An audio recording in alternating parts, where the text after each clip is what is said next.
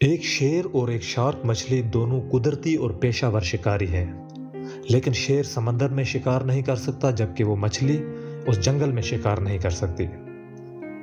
اب ایک شیر کو سمندر میں شکار نہ کر پانے کی وجہ سے ہم ناکارہ نہیں کہہ سکتے، جبکہ ایک شارک مچھلی کو جنگل میں شکار نہ کر پانے کی وجہ سے ناکارہ نہیں کہا جا سکتا۔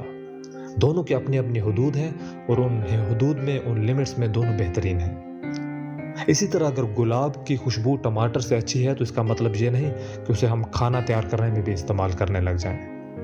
ایک کا موازنہ دوسروں کے ساتھ نہ کریں۔ آپ کی اپنی ایک طاقت ہے، اسے تلاش کریں اور اس کے مطابق خود کو تیار کریں۔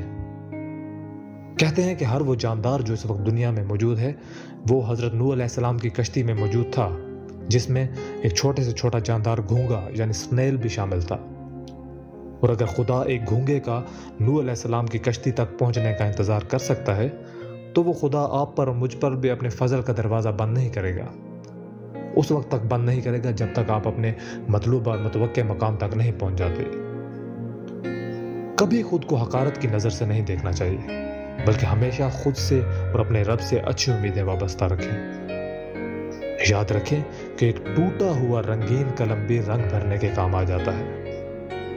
اپنے اختتام تک پہنچنے سے پہلے نہ خود کو بہتر کاموں میں استعمال میں لے آئیں۔ ایک بات میں آپ کو بتاتا چلوں کہ وقت کا سب سے برا اور بدترین استعمال یہ ہے کہ آپ اپنا موازنہ دوسروں کے ساتھ کرنے میں لگ جاتے ہیں۔ اب مویشی جو ہیں وہ گھاس کھانے سے موٹے تازے ہو جاتے ہیں، لیکن یہی گھاس اگر جنگل کے درندے کھانے لگ جائیں تو وہ مر جائیں گے۔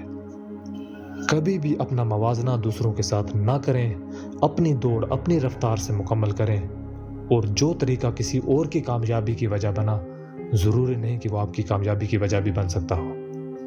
اس لیے جو نعمتیں، جو صلاحیتیں، جو تحفے آپ کو دیے گئے ہیں ان کے اوپر نظر رکھیں، شکر ادا کریں، اور جو نعمتیں، صلاحیتیں، تحفے دوسروں کو دیے گئے ہیں ان سے حسد نہ کریں۔